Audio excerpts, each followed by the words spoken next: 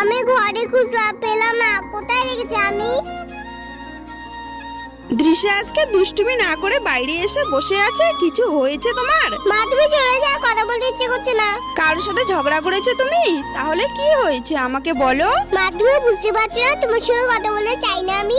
তুমি যদি সত্যি আমাকে ভালোবাসো তাহলে আমাকে একা ছাড়ো প্লিজ। আচ্ছা ঠিক আছে, আমি চলে যাচ্ছি। বুঝতে পেরেছি তোমার হয়তো কোনো বিষয়ে মন খারাপ হয়েছে।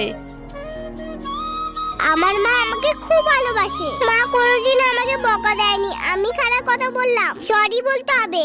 দৃশ্যা কোনোদিনও আমার সাথে এইভাবে কথা বলে না। কিছু একটা হয়েছে, আমাকেও তো বললো না। মা সরি। তুমি যে পুতুলটা দিয়েছো আমি হারিয়ে ফেলেছি। আমার কাছে ওই পুতুলটা খুব প্রিয়, কারণ তুমি দিয়েছো মা।